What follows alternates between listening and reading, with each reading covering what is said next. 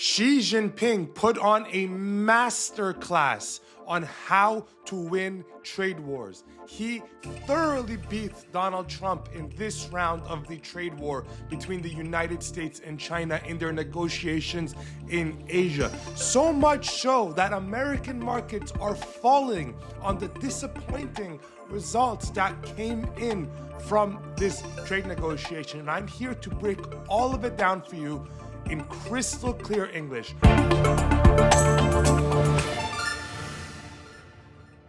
Hey everyone, I'm Spencer Hakimian and welcome back to another episode of What's Moving Your Money with Forbes. And on today's episode, we're going to dive into the details of this trade war. We're going to figure out how it was that Xi beat Trump, and we're going to figure out what these next steps mean for the world. So stay ahead. So going into this negotiation, Xi had put a full court press on Trump. He put maximum pressure on the United States by halting the purchases of soybeans and rare earth exports. He used his leverage points and he used them quietly and effectively, not in the way that Trump uses them by going on Truth Social and by being very loud and very ceremonial and very marketing focused. He went about this quietly, deliberately, and effectively, and the results showed. This was a meeting of two non-equals. One was extremely prepared and one was looking for a PR win.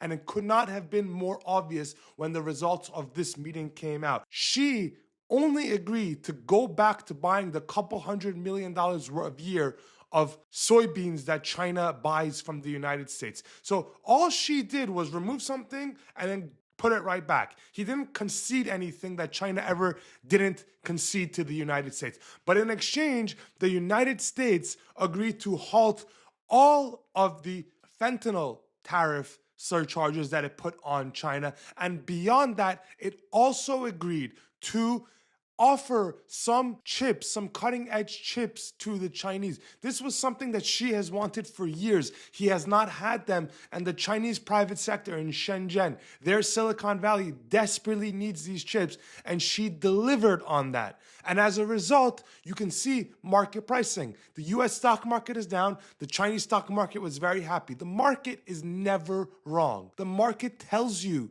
what the truth is. And the market here is very clearly saying, very clearly saying that Xi outmaneuvered Trump in every direction possible and imaginable. Now, one thing that we have to consider as this trade war goes on is, does Trump get humiliated? Because we know that Trump does tend to get very upset when it's obvious that he's lost a trade war or a negotiation, or when the market rejects his plan. That was why Liberation Day got paused back in April, because the market rejected all of it and he had to backtrack. So I wonder, will Trump come around and say he's halting all of this? Who knows? I guess it's left to be seen. But I want you guys to comment whether you guys think Trump will eventually backtrack on everything that was discussed in Asia this week. And now to round out today's episode, I want to cover one very important thing that happened with the Federal Reserve yesterday. The Federal Reserve cut interest rates, yet interest rates soared. Again, this is a trend, and a very alarming trend at that every time the Federal Reserve cuts rates, every single time Powell cuts rates, the market rejects it and raises interest rates. Why? Because the market knows these rate cuts are not sincere. The market knows these are political rate cuts that are getting pushed through. Inflation is out of control. The stock market is at all-time highs. This is not the condition in which you cut interest rates.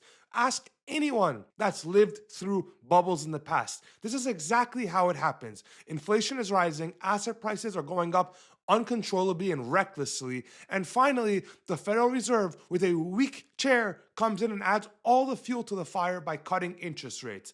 And the market is punishing the Federal Reserve for doing this, and as a result, you and I and every other American that wants to go and borrow money is going to pay a lot more. This is really bad. This borders on doing stuff that's intentionally bad for the economy. I'm sorry to say, this is not the first time this has happened. This is the sixth interest rate cut that the Federal Reserve has done since a year ago, and rates have only gone up. Why don't they just stop? They are wasting firepower and we're not even getting any benefit out of it. So guys, that's gonna do it for today's episode. Thank you guys for watching. Again, I'm Spencer Hakimian. Please like, comment, and subscribe to my own YouTube channel. And thank you guys for watching.